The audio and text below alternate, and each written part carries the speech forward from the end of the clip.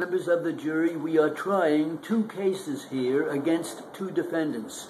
One of these cases is by this woman, Mrs. Lowenstein. The other is by her husband, and they are each brought against these two defendants, the City of New York and the Blue Taxi Company. You will have to decide these two cases, and you will have to decide them as between the two plaintiffs and the two defendants.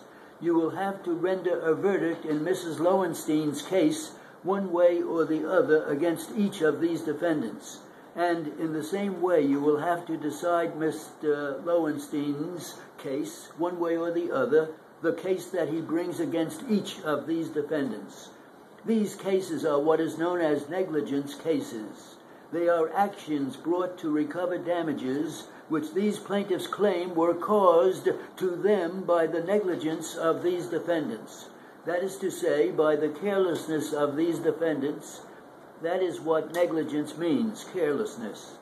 These two plaintiffs say that because of the carelessness of the City of New York in its care of this road, and because of the carelessness of the driver of this taxicab, they have been hurt and injured and damaged, and they say that that damage and injury were caused entirely without any carelessness on their part, without any negligence on their part. Now, in an action of that kind, where the parties disagree as to the facts, where there is a controversy over the facts in the case, the way the accident happened, the cause of the accident, the surrounding conditions of the accident, where they do not agree, under our law, it is necessary for those facts to be ascertained and determined by a jury. And that is your function here. You are here to decide the truth as to the facts. Now, of course, you don't know anything about it yourselves. You did not see it. You do not know why or what the condition of this roadway was. I didn't see it. None of these lawyers saw it.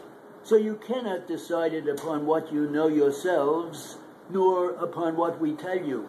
The best material that we can give you with which to decide it is the sworn testimony of witnesses who come in here and swear in the presence of God to tell you the truth.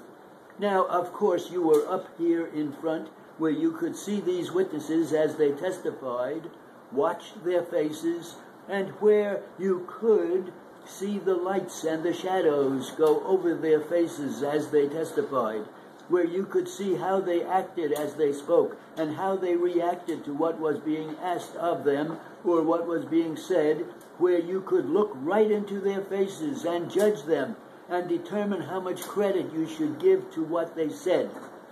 In view of the fact that you had this favorable position up here where you could see and hear everything that was said and done, there would be no sense in asking you to take what I say was testified to or what these lawyers say was testified to. You heard it yourselves, so you must depend upon your own recollection of what you heard and saw, said and done here. Don't be bound by what I say they testified to, nor what these lawyers say they testified to. You heard them testify, and you have got to take all that testimony and examine it to the best of your ability.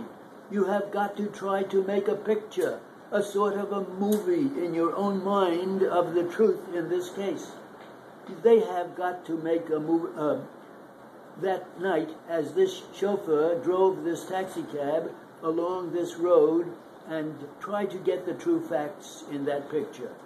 On the one hand, it is claimed that there was a bad condition in the road for some distance east and west of this trestle, and particularly under the trestle, that there was a big hole, and the plaintiffs claimed that they went into that hole and got a bump that caused all of these injuries.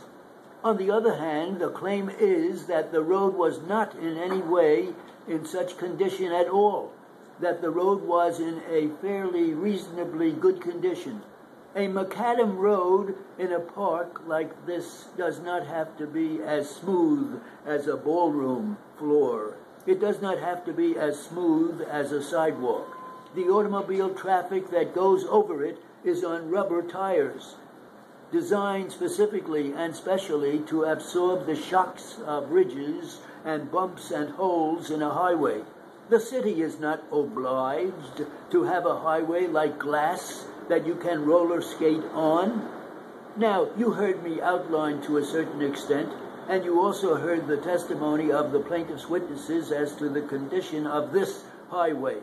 On the other hand, they bring in the foreman of the golf grounds or roadways in the park, and they bring in two police officers, and they all say that this roadway was a good roadway, that it did not have any serious holes or ruts or bumps in it at all, that it was up to the standard that can be asked of the city in the maintenance of its roadways. Now, gentlemen, you also heard the testimony of these plaintiffs, just of the plaintiffs themselves, because the other witnesses